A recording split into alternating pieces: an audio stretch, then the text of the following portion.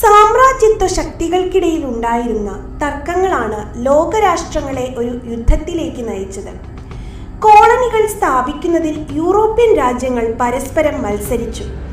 ഈ മത്സരം അവർക്കിടയിൽ കലഹങ്ങൾക്കും പരസ്പര അവിശ്വാസത്തിനും ശത്രുതയ്ക്കും കാരണമായി. ഇത് സൈനിക സഖ്യങ്ങളുടെ രൂപീകരണത്തിലേക്ക് നയിച്ചു. ഇങ്ങനെ രൂപീകരിക്കപ്പെട്ട സൈനിക സഖ്യങ്ങളാണ് ത്രികക്ഷി സഖ്യവും ത്രികക്ഷി സൗഹാർദ്ദവും അഥവാ ട്രിപ്പിൾ അലയൻസും ട്രിപ്പിൾ എൻറ്റൈറ്റിയും. ജർമ്മനി, ആസ്ട്രിയ ഹംഗറി, ഇറ്റലി എന്നീ രാജ്യങ്ങൾ ത്രികക്ഷി സഖ്യത്തിലും ഇംഗ്ലണ്ട്, ഫ്രാൻസ്, റഷ്യ എന്നീ രാജ്യങ്ങൾ ത്രികക്ഷി സൗഹാർദ്ദത്തിലും ചേർന്നു.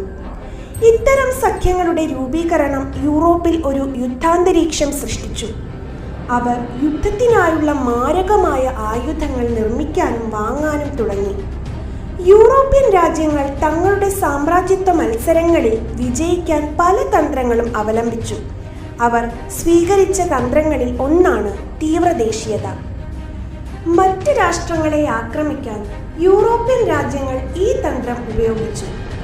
സ്വന്തം രാജ്യം മറ്റുള്ളവയേക്കാൾ ശ്രേഷ്ഠമാണെന്ന് കരുതുകയും സ്വന്തം രാജ്യം ചെയ്യുന്നതിനെയെല്ലാം ന്യായീകരിക്കുകയും ചെയ്യുന്നത് ഈ തന്ത്രത്തിൻ്റെ പ്രത്യേകതയായിരുന്നു. തീവ്രദേശീയതയിൽ അധിഷ്ഠിതമായി രൂപം കൊണ്ട പ്രസ്ഥാനങ്ങളാണ് പാൻ സ്ലാവ് പ്രസ്ഥാനം, പാൻ ജർമ്മൻ പ്രസ്ഥാനം, പ്രതികാര പ്രസ്ഥാനം എന്നിവ. സാമ്രാജ്യത്വ മത്സരം യൂറോപ്യൻ രാജ്യങ്ങളെ നിരവധി പ്രതിസന്ധികളിലേക്ക് തള്ളിവിട്ടു.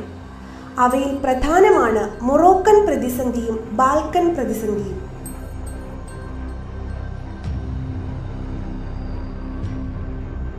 1904 ബ്രിട്ടനും ഫ്രാൻസും തമ്മിലൊപ്പിട്ട രഹസ്യസന്ധി അനുസരിച്ച് ആഫ്രിക്കൻ രാജ്യമായ മൊറോക്കോയിൽ ഫ്രാൻസിന്റെ ആധിപത്യം ബ്രിട്ടൻ അംഗീകരിച്ചു.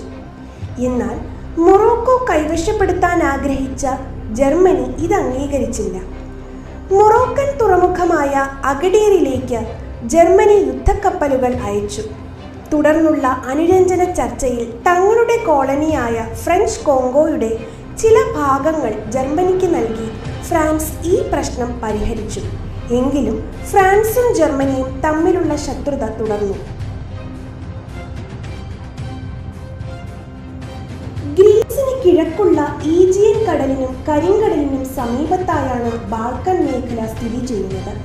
ഇത് ഒട്ടോമൻ തുർക്കികളുടെ സാമ്രാജ്യത്തിന്റെ ഭാഗമായിരുന്നു. 1912 സെർബിയ, ഗ്രീസ്, മോണ്ടിനിഗ്രോ, ബൾഗേറിയ എന്നീ രാഷ്ട്രങ്ങൾ ഉൾപ്പെട്ട ബാൾക്കൻ സഖ്യം തുർക്കിയെ പരാജയപ്പെടുത്തി.